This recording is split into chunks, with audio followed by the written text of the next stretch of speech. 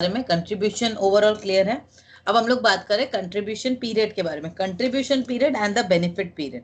Contribution period and benefit period is fixed for the purpose of paying contributions and deriving benefits under the act. In respect of the contribution period from 1 April to 30 September. अब देखो यहाँ पे जो contribution period है, contribution period क्या बता रहा है, अगर हमारा कंट्रीब्यूशन पीरियड रहता है, कंट्रीब्यूशन पीरियड है 1 अप्रैल टू 30 सितंबर, ठीक है, ये रहता है। Then the corresponding benefit period shall be from 1 April from 1 January of the year to the following 30 जून।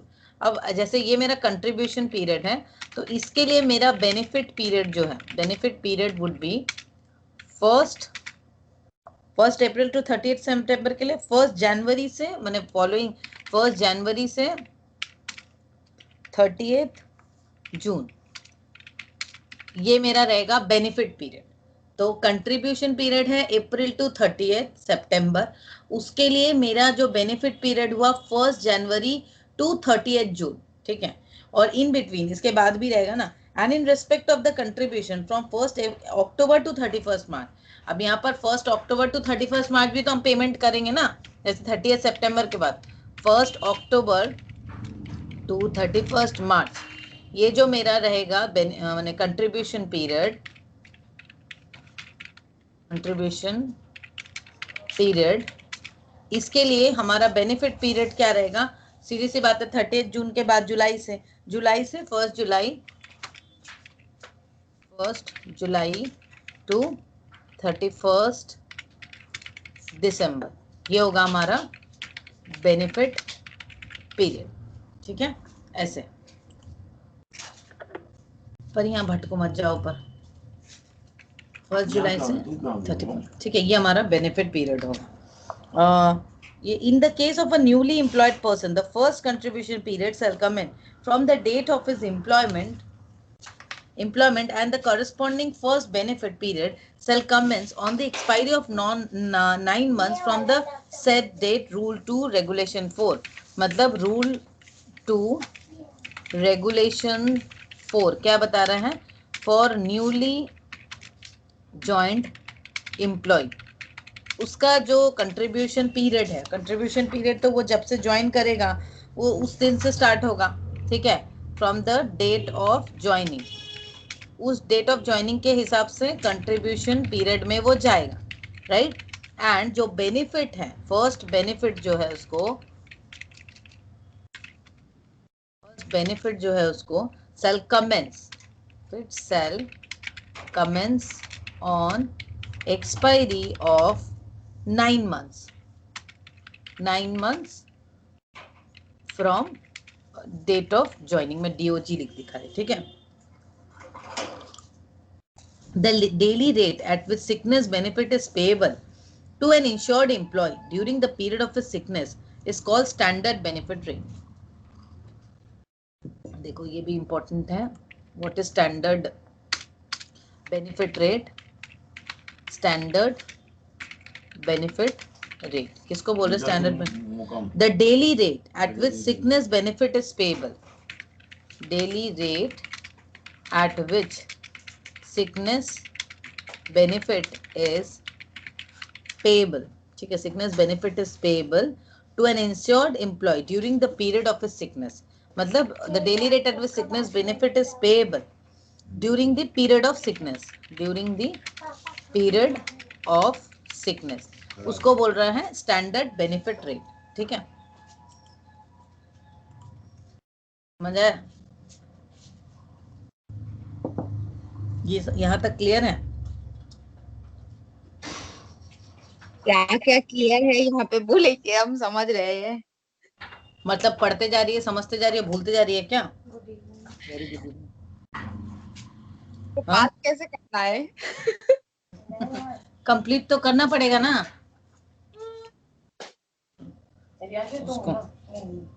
उसको तो कंप्लीट तो खाली सुनते रहने से कैसे होगा, उसको तो याद करना पड़ेगा, रट्टा मारना पड़ेगा। लो सैनिटाइजर लो, ममता बनर्जी फिर से कोरोना फैला रही है।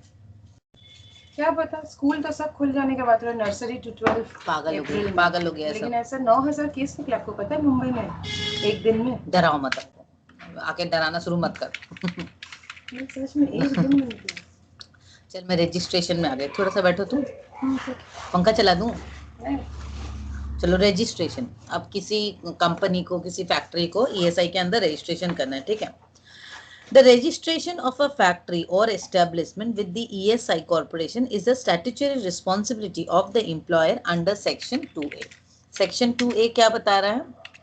2A of the act कि हर एम्प्लॉयर का, नॉर्मली क्या ना, ये हर छोटे बड़े, हर, क्योंकि मोटा मोटी हर एम्प्लॉयर 10 तो लोग रहते ही हैं, तो एवरी एम्प्लॉयर, उनकी ये एक एम्प्लॉयर की स्टैट्यूटरी रिस्पॉन्सिबिलिटी है कि वो अपने ऑर्गेनाइजेशन को ईएसआई में रजिस्ट्रेशन करे। ईएसआई रजिस्ट्रेशन बहुत कंपलसरी टाइप का एक चीज है, बिकॉज यहाँ पर एम्प्लॉयर और एम्प्लॉय के कंट्रीब्यूशन के अलावा स्टेट भी बहुत एक्टिवली काम कर रहा है with regulation, red with regulation 10B।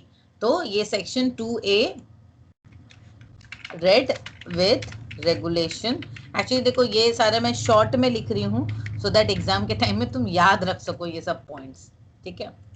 चलो, the owner of a factory or establishment to which the act applies for the first time is liable to furnish to the appropriate regional office within 15 days from the act becomes applicable a declaration of registration in form 1।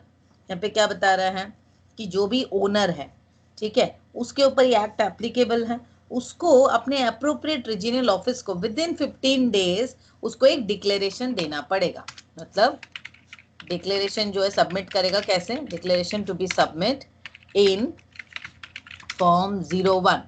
Form 01 कितने दिनों में? Within 15 days. Within 15 days जब किसी organisation का है कि उसको ये एक्ट में आना है, the act applies for the first time.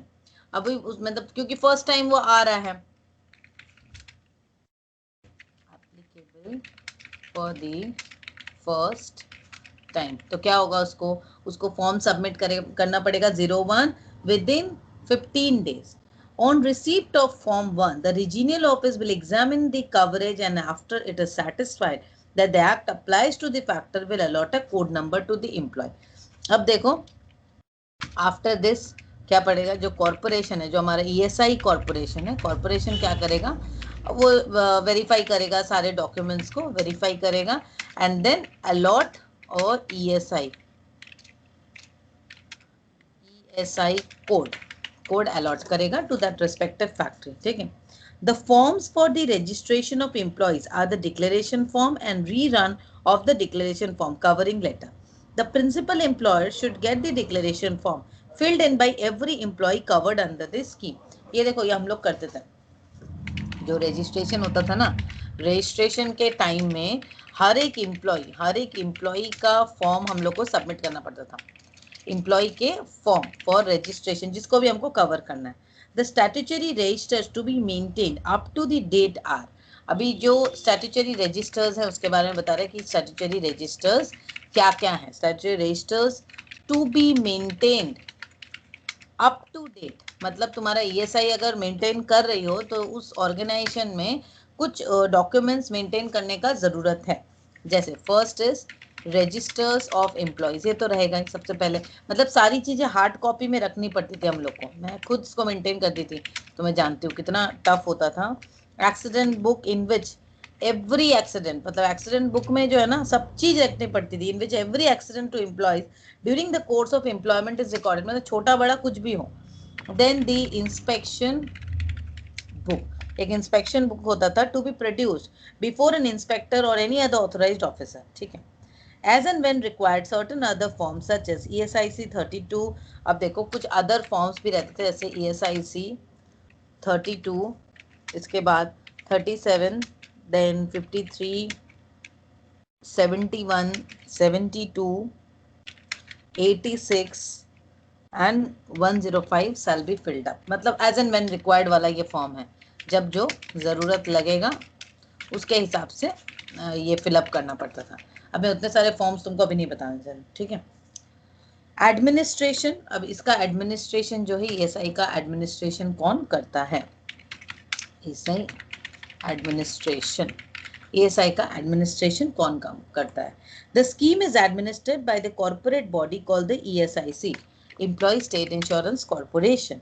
It comprises the members representing wider interest group like employees, employers, parliament, central and the state government and medical profession. तो सीधी सी बात है, ESI जब कॉर्पोरेशन है तो उसके एडमिनिस्ट्रेशन में हर वैरायटी ऑफ पीपल रहेंगे ना, एम्प्लॉय रहेंगे, एम्प्लॉयर्स रहेंगे, central and state government, medical professional सब रहेंगे. This broad-based body is primarily responsible for policy planning. अब देखो ये जो ESI की जो बॉडी है, ESI body representing various stakeholders, मैं सीधा stakeholders लिख रही हूँ, stakeholders, they have an entrusted responsibility. उनकी जो responsibility है, responsibility includes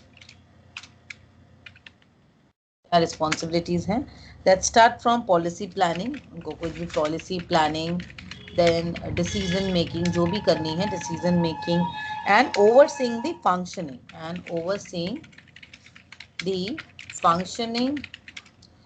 functioning of the scheme through a standing committee drawn from the main corporate body. The corporation is headed by Union Minister of the Labor as its chairman. ये जो body है, body is headed by Union Minister of Labor as its chairman. ठीक है, और उनका जो काम है, ऑब्जेक्टिव्स है तो समझ में आएगा. ओवरसीज दी फंक्शनिंग जो होती है थ्रू स्टैंडिंग कमिटी,